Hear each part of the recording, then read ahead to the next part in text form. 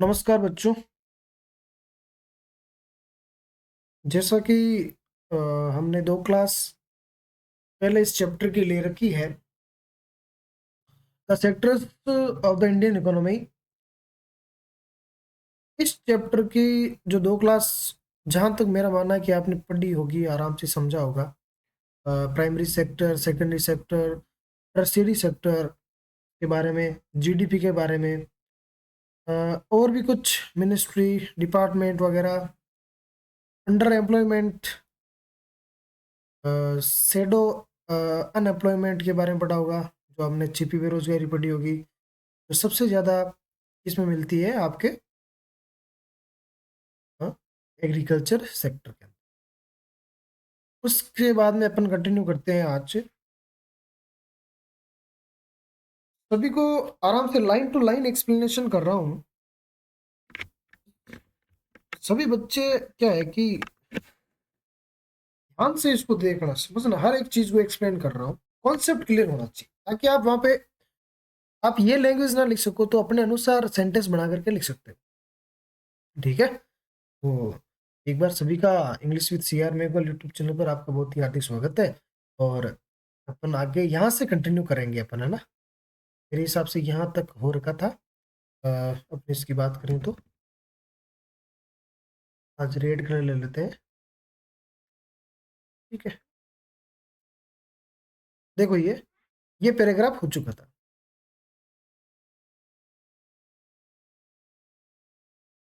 यहाँ तक। नेक्स्ट, अब हमारा पॉइंट आता है how to create more employment.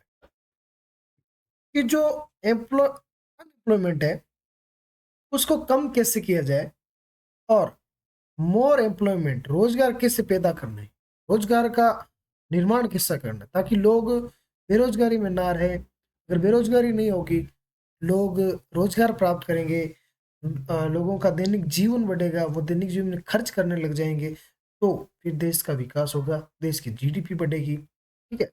अगर किसी के पास पैसा नहीं होगा तो खर्च कैसे करेगा इस महंगाई के अंदर, तो फिर वो जीडीपी कम होगी।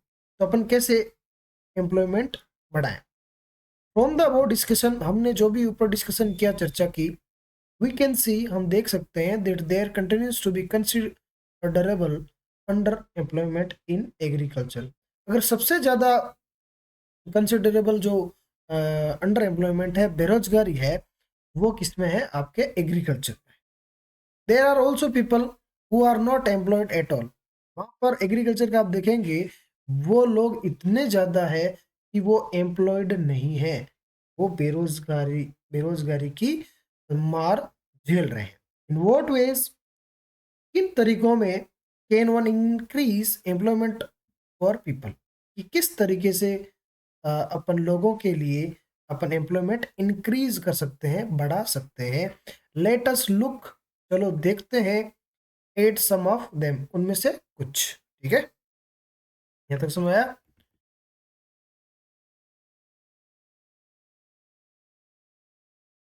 एक द केस ऑफ लक्ष्मी, एक हम लक्ष्मी का केस लेते हैं। देखो, केस का मतलब मैटर, कोई बात है, कोई एग्जाम्पल की बात कर। ठीक है।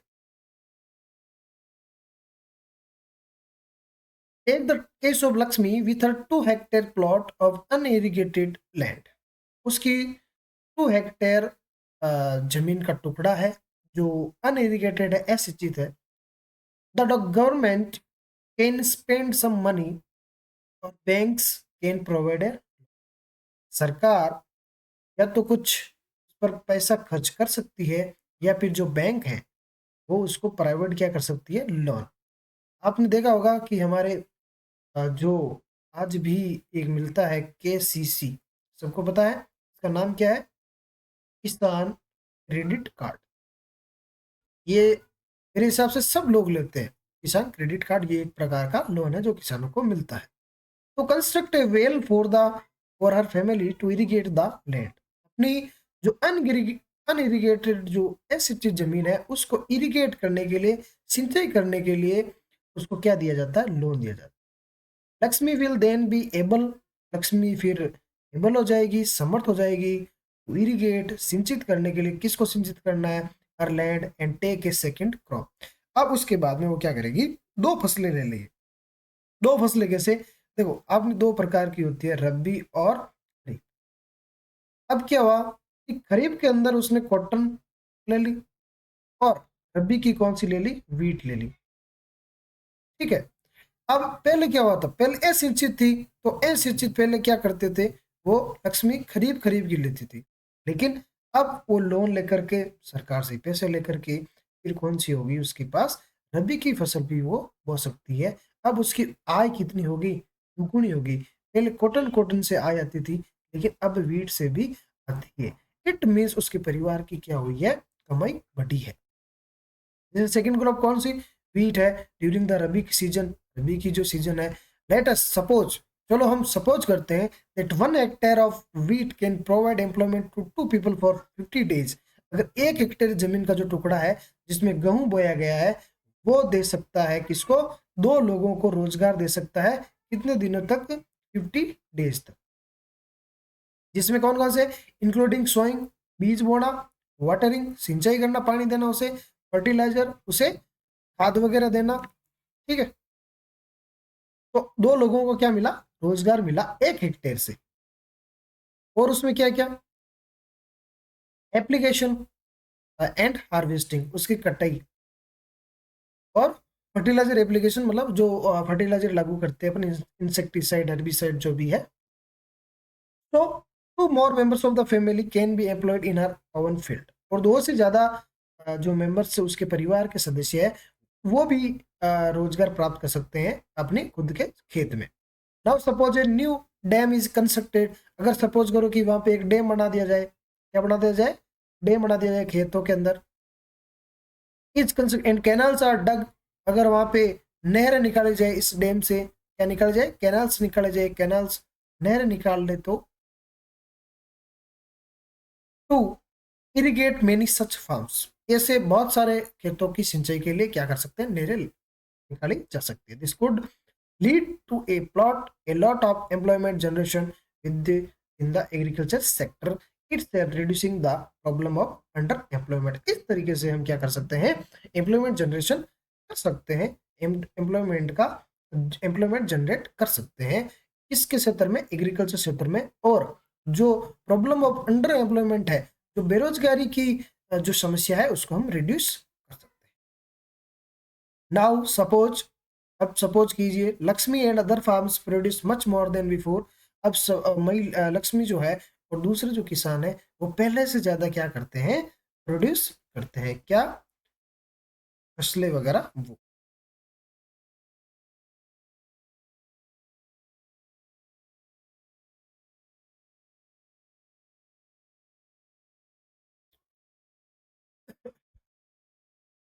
दे would also need to sell some of this. अब वो पहले तो क्या हुआ करता था, उसके फैमिली के लिए काम आता था। अब वो क्या करते हैं, उनके पास एक्स्ट्रा कुछ बचने लगा है। अगर एक्स्ट्रा बचने लगा तो वो क्या करेंगे, मार्केट में क्या करेंगे, सेल करने। ठीक है। और दिस में they would also need to sell some of this. इनमें से उनको जरूरत पड़ेगी कि वो उनको बेचना पड़ेगा। और दिस, और इसके लिए they may be required to transport. तो उसको बेचने के लिए ट्रांसपोर्ट की जरूरत पड़ेगी। Their products to a nearby town. वो अपने छोटे कस्बे में, आसपास के जो कस्बे में, वो बेचने के लिए जाएगा। If the government invest some money in transportation in storage of crops. अगर सरकार इन्वेस्ट करती है, पैसा लगाती है किसमें, ट्रांसपोर्टेशन में, यातायात में, और स्टोरेज ऑफ क्रॉप्स जो फसलों का भंडारण है उसमें अगर वो करती है, और मैक्स बेटर रूरल रोड्स। अगर वो गांव की जो सड़कें, ग्रामीण सड़कें हैं, उसको अगर अच्छा से बनाती है, सो दैट मिनी ट्रक्स, जो छोटे मिनी ट्रक्स जैसे टेम्पो आते हैं, रीच एवरीवेयर, तो हर जगह पहुंच जाते हैं। Several farmers like Lakshmi who now have access to water.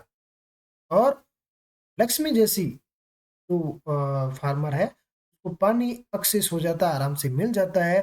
Can continue to grow and sell these crops. वो अपनी फसलों को बढ़ाती जाएगी और अपनी फसलों को बेचती जाएगी, क्योंकि उसको ट्रांसपोर्टेशन की सुविधा मिल जाएगी, क्योंकि वो माल अपना कहाँ जाएगा, नियर बाई टाउन के। This activity can provide productive employment to not just farmers but also other such is those in services like transport और ट्रेड। अगर ये जो गतिविधि है वो केवल फार्मर्स को ही रोजगार प्रदान नहीं करती, बल्कि बट ऑल्सो दूसरों को भी प्राप्त करती है, जैसे जो ऐसी सर्विस देते हैं ट्रांसपोर्ट और ट्रेड में। ट्रेड का मतलब क्लियर, एक लाइन को समझ।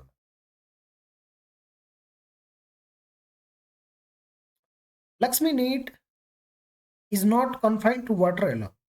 लक्ष्मी जी की जो आवश्यकता है वो केवल पानी तक सीमित नहीं। To cultivate the land see also need the seeds.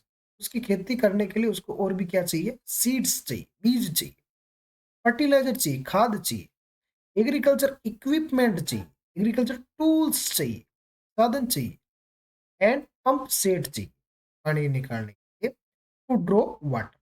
Being a poor farmer, एक किसान, गरीब किसान होने के कारण ही cannot afford many of this, इसलिए वो इतना ज्यादा अफोर्ड नहीं कर पाती।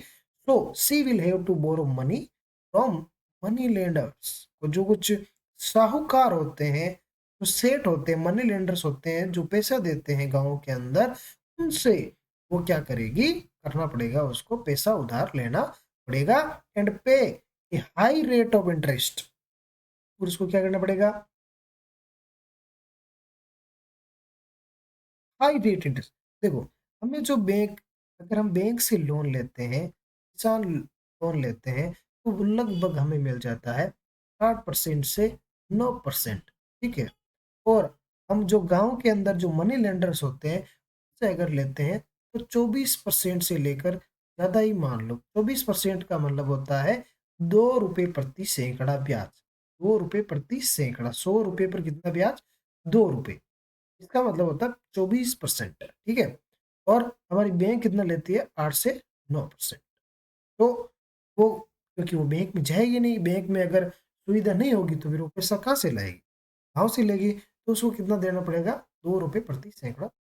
इफ द लोकल बैंक, अगर वहाँ की जो स्थानीय बैंक है, गिव्स दर क्रेडिट, अगर उससे ऋण देती है at a reasonable rate of interest, एक रीजनेबल रेट मतलब जो सही हो, जो दर है इंटरेस्ट ब्याज की, अगर वो देती है, she will be able by all these in time, करेगी सारी जो ये इक्विपमेंट्स है इसमें वो सक्सेसफुल हो जाएगी, एबल हो जाएगी इन खरीदने में, in time, and cultivate her land, अपनी जमीन को क्या करेगी? वो उस पर खेती करने लग जाएगी।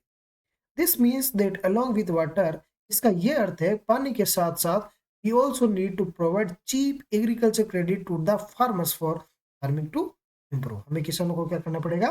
हमें सस्ती रेट पर क्या करना पड़ेगा? किसान ऋण देना पड़ेगा किसानों को अपनी फार्मिंग को इम्प्रूव करने।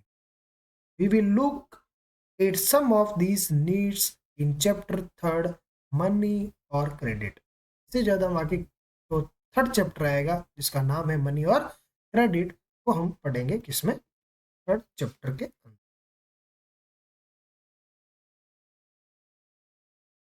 एक एक लाइन को समझना है, कहीं जाना नहीं है, क्योंकि जब हम इसको समझेंगे नहीं ना, कॉन्सेप्ट क्लियर हमारा पूरा होना चाहिए, रट्टा नहीं मार। अनदर वे बाय विच, दूसरा एक और तरीका है जिसके द्वारा we can tackle this problem is to identify. हम इसको, समस्या को टैकल कर सकते हैं, हम इसको सॉल्यूशन कर सकते हैं। किसको? Identify and promote and locate industries and services in semi rural areas whereas in large number of people may be employed. Semi rural, you know semi rural, this is term semi rural. Semi rural means the mixture of city and village. ठीक है। City urban, शहरी, village rural ग्रामीण, इसका बीच वाला भाग, जैसे आपका road का कस्बा है, वो एक तरह का गांव भी लगता है, एक तरह का शहर भी लगता है, इसे बोलते हैं सेमी रूरल। मतलब जो ऐसा गांव जो शहर की तरह डेवलप हो रहा है, तो वहां पे अ, अगर दूसरा तरीका है कि वहां पे अपन क्या करना है पड़ेगा? लोकेट इंडस्ट्रीज, हमें क्या करनी पड़ेगी? वहां पे स्थापित करनी पड़ेगी इंडस्ट्रीज का, उद्योग लगाने पड़ेंगे, इन सर्विसेज। फॉर इंस्टेंस, उदाहरण के लिए, सपोज मेनी फार्मर्स, सपोज करो कि कुछ जो ज्यादातर किसान है, decided to grow arhar and chickpea, pulse crop जो दालें हैं, अरहर की दाल है वो, और भी दाल है वो, अगर पैदा करना चाहते हैं, सेटिंग अप ए दाल मिल, वो अ, जैसे यहाँ खेत है, यहाँ से थोड़ा सा कस्बा है यहाँ पे, तो यहाँ एक क्या लगा दे, दाल मिल लगा दे, यहाँ से दाल साफ होती है, दाल पीसी जाती है, दाल पैकिंग। तो procure process these and sell in this city is one such example. तो यहाँ पे ट्रांसपोर्टेशन कम लगेगा, ये अपने किसान है, हाथों हाथ चीजें यहाँ यहाँ बेच देंगे, इनको स्टोरेज करने की जरूरत नहीं पड़ेगी, खर्चा नहीं आएगा। ओपनिंग ए कोल्ड स्टोरेज, वहां पे क्या करना पड़ेगा, एक कोल्ड स्टोरेज ओपन कर देंगे जहाँ पे दाल मिल है। You know cold storage, cold का मतलब ठंडा, जहाँ पे एसी होती है, एयर कंडीशन होती है, जिसमें कोई चीजें खराब नहीं होती। Would give an opportunity for farmers to store their products like potatoes and onions and sell them when the price is good. किसान क्या करे, अपने जो स्टोरेज है, कोल्ड स्टोरेज, उसके अंदर क्या करे, पोटैटोज का स्टोरेज कर ले, अनियन का कर ले, प्याज का, और और उनको जब बेचे, तब क्या हो, उसकी प्राइस क्या हो, गुड हो। वरना अगर उनके पास स्टोरेज नहीं है तो उनको हाथों हाथ बाहर निकालना पड़ेगा, क्योंकि जो प्याज है, पोटैटो है, वो क्या कहे, जब स्टोरेज अगर सही नहीं हो तो वो खराब हो जाएंगे ना, ये होना चाहिए।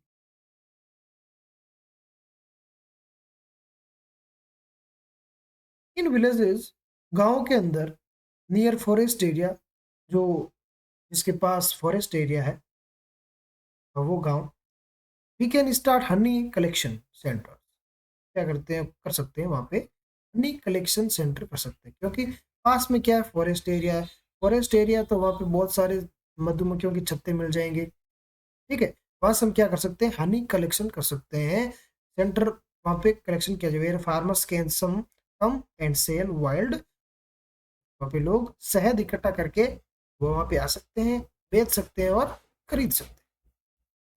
It is also possible to set up industries that process vegetable, एक ऐसी इंडस्ट्री भी स्थापित की जा सकती है जहाँ पे वेजिटेबल को प्रोसेस किया जाएगा, एंड एग्रीकल्चर प्रोड्यूस, जो कृषि उत्पाद है, जैसे लाइक पोटैटो, स्वीट पोटैटो, शकरकंद जो होती है, राइस, चावल, व्हीट, गेहूं, टमाटो, टमाटर, फ्रूट्स, उनको क्या जाता है, प्रोसेस किया जाता है। प्रोसेस मतलब जानते हो क्या प्रोसेस, जैसे एक तो है टोमेटो,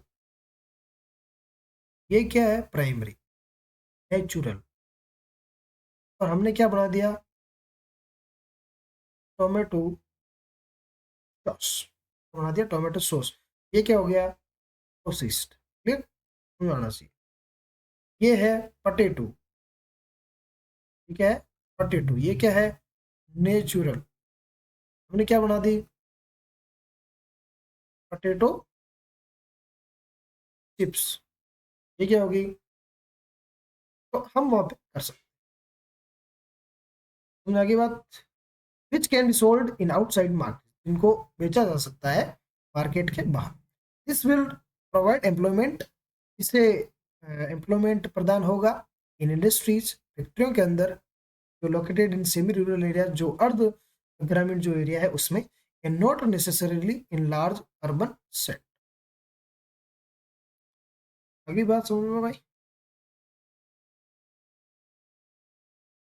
ये देखो,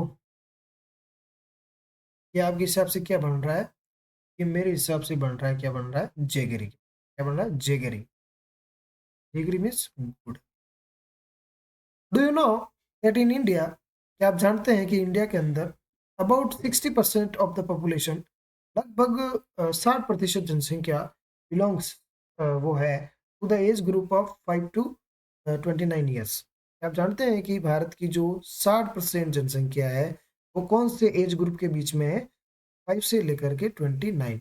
it means India is the country of youth, भारत एक क्या है, युवा देश। Out of this only about 51% are attending education institution, और उसमें से 51% ही जो जनसंख्या है वो क्या कर रही है, पढ़ रही है, एजुकेशनल इंस्टीट्यूशन में उनका अटेंडेंस चल रहा है, वो उपस्थित हो रहे हैं। एंड द रेस्ट, और जो बाकी बच्चे हैं, particularly those aged less than 18 years, जो बाकी बच्चे हैं, मतलब जैसे 60% ये है और 51% स्कूलों में है। तो बाकी कितने बच्चे? 9% जो लोग हैं जिनकी एज 18 से कम है, वो क्या कर रहे हैं? मे बी एट होम, या तो वो घर पर है, और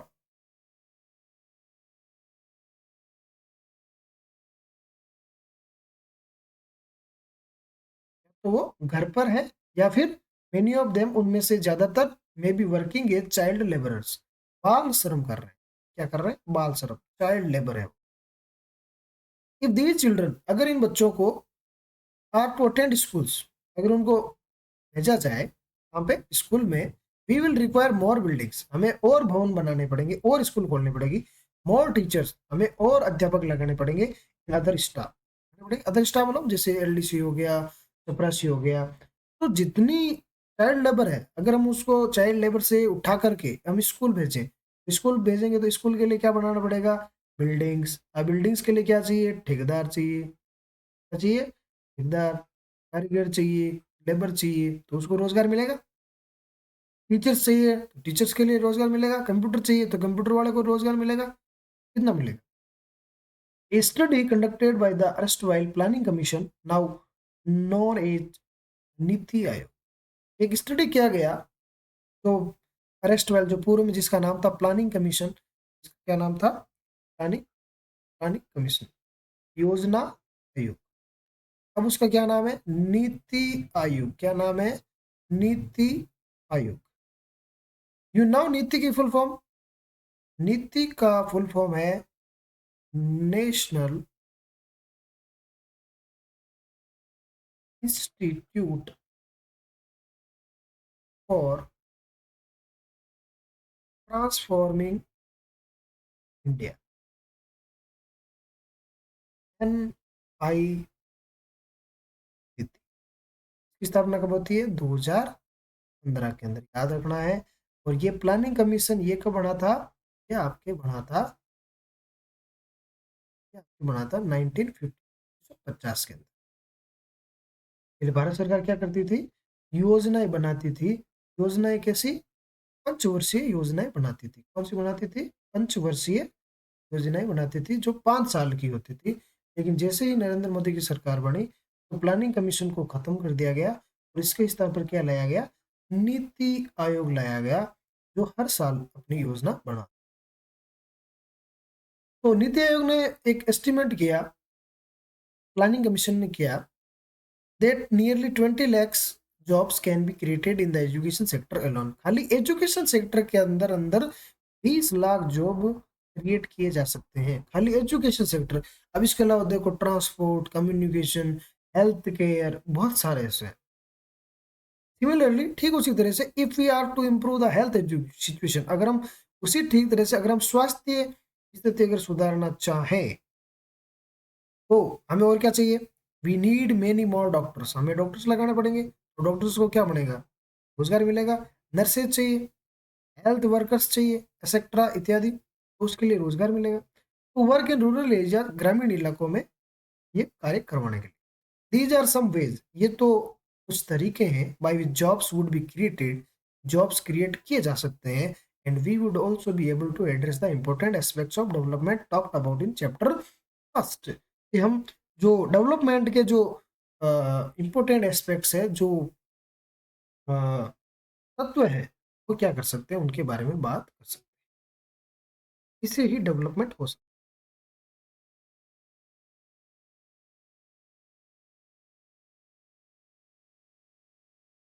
है। एवरी स्टेट, प्रत्येक राज्य और रीजन जो क्षेत्र है, एज पोटेंशियल, सब में क्षमता है फॉर इंक्रीजिंग द इनकम, आय बढ़ाने के लिए, and employment for people in that area, अपने क्षेत्र में रोजगार बढ़ाने के लिए सारे जितने भी स्टेट है, 27 स्टेट है, जितने भी है, वहां पे क्या कर सकते हैं? उनके पास पोटेंशियल है, क्षमता है, क्या क्या करने के लिए? इंक्रीजिंग द इनकम, आय बढ़ाने के लिए, और एम्प्लॉयमेंट बढ़ाने। इफ कुड बी टूरिज्म, अगर हम टूरिज्म में किया जा सकता है, और रीजनल क्राफ्ट इंडस्ट्री, जो अपनी जो क्षेत्रीय कला है, रीजनल क्राफ्ट, क्षेत्रीय कला, समझ रहे हो?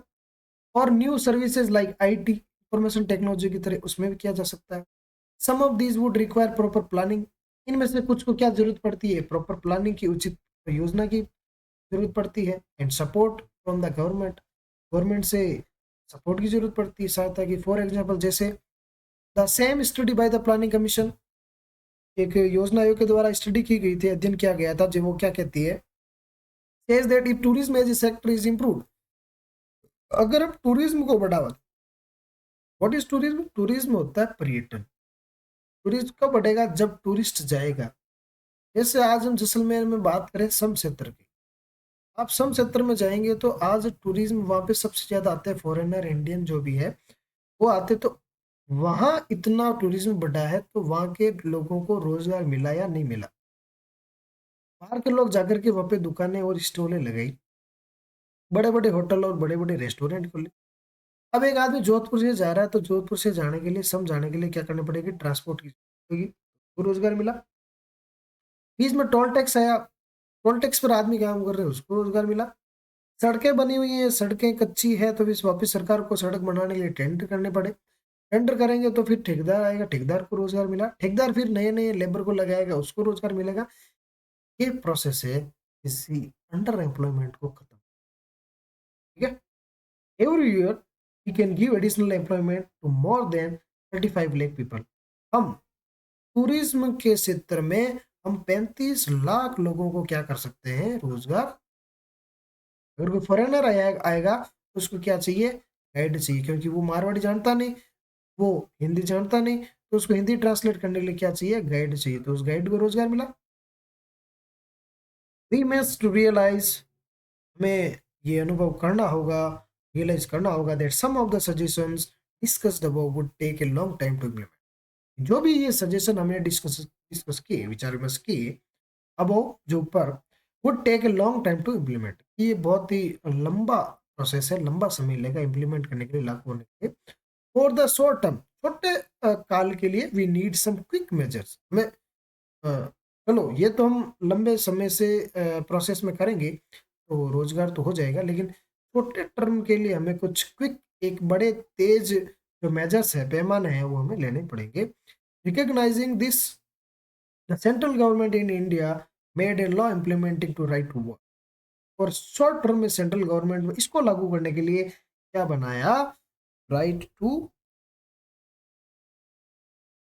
राइट टू काम करने का अधिकार, कि हमें काम दो। कितने जिलों में किया गया? इन 625 districts of India. It is called Mahatma Gandhi national rural employment guarantee act 2005, MNREGA 2005, under MNREGA 20। याद रख लेना मनरेगा, इसका पहले नाम क्या था? नरेगा, MG नरेगा। इसकी फुल फॉर्म आएगी, कब लागू हुआ? ये इंपॉर्टेंट है, ये याद रखना पूरा। ये क्या है? Right to work. इसमें देखो स्पष्ट लिखा हुआ है गारंटी। ये पहले इसमें क्या बनाना है? इसका इसका संचालन कौन करती है? इसका संचालन करती है ग्राम पंचायत। कौन करती है संचायत? इसको एग्जीक्यूट कौन करती है? ग्राम पंचायत। इस गारंटी एक्ट के तहत क्या होता है? प्रत्येक फैमिली का क्या होता है? एक जॉब कार्ड होता है। क्या होता है? जॉब कार्ड होता है। और प्रत्येक जॉब कार्ड में जितने भी है, पूरे परिवार को पहले कितना मिलता था? 100 डेज का रोजगार मिलता था। और जैसे पिछली सरकार 100 गलत की थी, उसके बाद में कितना कितना मिलता है? 150 डेज का। याद रखना है, पहले कितना मिलता था? 100 डेज का। ये तो मिलना ही मिलना है। ठीक है, अगर आप बेरोजगार हैं, आपको कोई रोजगार प्राप्त नहीं है, तो आप ग्राम पंचायत में जाकर के अपना फॉर्म भरेंगे। फॉर्म भर के किसको दोगे? आप ग्राम सेवक या वीडियो को। देखो एक ही बात है, ये इस ग्राम पंचायत की अ, एक मैंडेटरी रूल है कि आप जब आप रोजगार मांगते हो तो 15 दिवस के अंदर अंदर आपको रोजगार प्रदान करेंगे। हम तो ऐसा नहीं करते, लेकिन आप इस कानून के अंदर ये लिखा हो, all those who are able to and are in need of work in rural areas are guaranteed 100 days of employment in a year by the government। जो इस कार्य करने को एबल है, उन लोगों को 100 दिन का गारंटी शुदा रोजगार देने के लिए कौन है? गवर्नमेंट है। इन ए ईयर, एक साल के। अब कितना है 150, ठीक है। और 150 ये तो सेंट्रल गवर्नमेंट तो कितना देती है, 100 ही देती है, लेकिन 50 दिन कौन देती है, हमारी स्टेट गवर्नमेंट, जो राजस्थान सरकार, ठीक है। इफ द गवर्नमेंट फेल्स, अगर सरकार फेल रहती है इन इट्स ड्यूटी, अपने कर्तव्य में, टू प्रोवाइड एम्प्लॉयमेंट, ये रोजगार नहीं दे पाती है, हाँ, it will give unemployment allowances, तो वो क्या देगी, बेरोजगारी भत्ता देगी, ठीक है।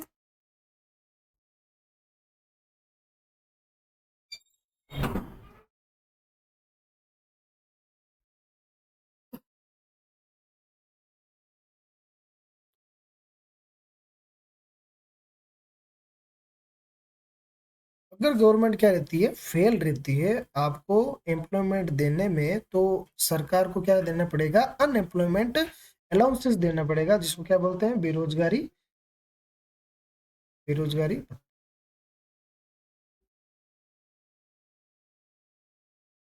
The types of work that would in future help to increase the production from land will be given preference under the act।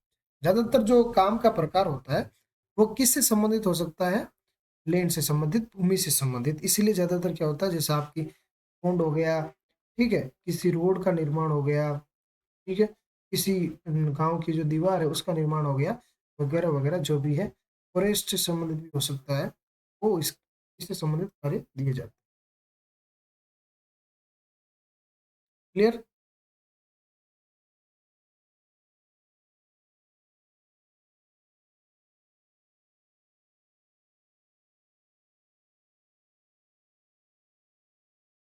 Kanta work in organise sector, ठीक है, ऑर्गेनाइज सेक्टर का मतलब होता है संगठित क्षेत्र, क्या होता है,